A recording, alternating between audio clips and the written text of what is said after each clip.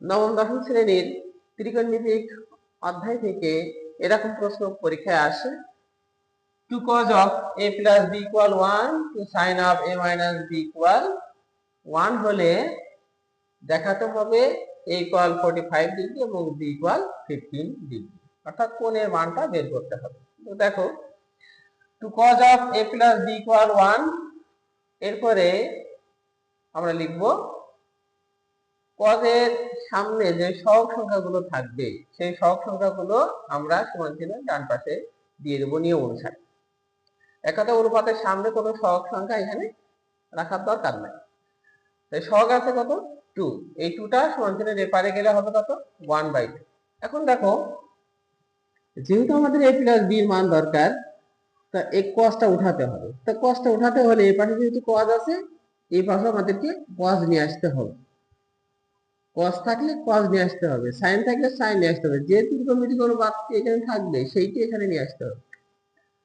তো আমাদের জানা দরকার যে cos কত ডিগ্রি মান? 1/2। আমরা জানি cos 60 ডিগ্রি মান হচ্ছে 1/2। এখন দেখো উভয় পক্ষ থেকে cos বাদ চলে যাচ্ছে, তাহলে থাকছে কি? a plus b equal 60 degree. এটাকে আমরা একটা সমীকরণ দিতে পারি, 1 নম্বর সমীকরণ দিলাম। এরপরে আছে কি দেখো, two sin of a minus b equal 1, two sin of a minus b equal 1। তাহলে ঠিক আগের মতোই সাইনের আগে দেখো সহগ সংখ্যা আছে, এই সহগ সংখ্যাটাকে যদি আমরা সমান চিহ্নের ডান পাশে নিয়ে যাই তাহলে হবে কি? 1/2। এখন দেখো, যেহেতু এই পাশে সাইন আছে, এই পাশে সাইন নিয়ে আসতে হবে। সাইন কত ডিগ্রি মান? 1/2। সাইন 30 ডিগ্রির মান হচ্ছে 1/2। উভয় পক্ষ থেকে আমরা সাইন বাদ দেবো, তাহলে থাকবে কি? a minus b equal 30 degree.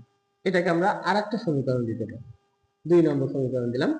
এখন আমরা কি করবো? 1 নম্বর সমীকরণ এবং 2 নম্বর সমীকরণ ক্যালকুলেশন করে এর মান এবং b এর মানটা বের করব। তো দেখো, সমীকরণ 1 এবং 2 আমরা যোগ করেছি। তো 1 নম্বর সমীকরণ এর বাম পক্ষ দিয়েছি এবং সমান চিহ্নের ডান পক্ষ এবং ডান পক্ষ এখানে দিয়েছি যোগ আকারে। তাহলে ক্যালকুলেশন করলে ঠিক এভাবে আসবে। এখানে আসছে কত? b কেটে যাচ্ছে, a থাকছে 2, অর্থাৎ 2a ইকুয়াল 60 ডিগ্রি এবং 30 ডিগ্রি যোগ করলে কত আসবে? 90 ডিগ্রি। এর মান বের করতে হবে, তাহলে a যদি রেখে দিই তাহলে 2 90 ডিগ্রি নিচে আসবে। 90 ডিগ্রিকে যদি আমরা 2 দ্বারা ভাগ করি তাহলে আসে কি?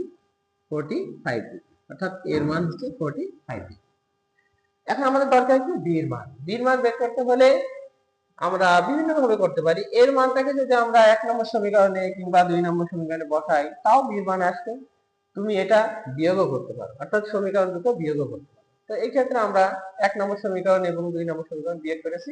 দেখো, 1 নম্বর সমীকরণে বাম পক্ষে প্লাস b এবং 2 নম্বর সমীকরণে বাম পক্ষে a minus b, অর্থাৎ a plus b থেকে a minus b বিয়োগ করেছি। এবং ডান পাশে কি ছিল? 60 ডিগ্রি এবং 30 ডিগ্রি। 60 ডিগ্রি থেকে 30 ডিগ্রি এখানে বিয়োগ করা হয়েছে।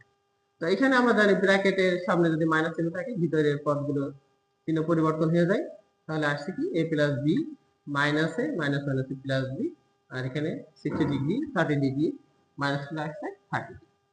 ক্যালকুলেশন করলে এখানে a কেটে যাচ্ছে, b থাকছে 2টি, অর্থাৎ 2b ইকুয়াল 30 ডিগ্রি। এখন আমরা b এর মানটা বের করব। b সমান কত আসছে? 30 ডিগ্রিকে যদি আমরা 2 দ্বারা ভাগ করি তাহলে আসছে 15 ডিগ্রি। আমাদের এখানে কি চাওয়া হলো? দেখাও যে a ইকুয়াল 45 ডিগ্রি এবং b ইকুয়াল 15 ডিগ্রি। আমাদের দেখো নির্ধারিত মানটা চলে আসছে, a ইকুয়াল 45 ডিগ্রি এবং b ইকুয়াল 15 ডিগ্রি। তাহলে নির্ণয় মান a ইকুয়াল 45 ডিগ্রি এবং b ইকুয়াল 15 ডিগ্রি দেখানো হবে।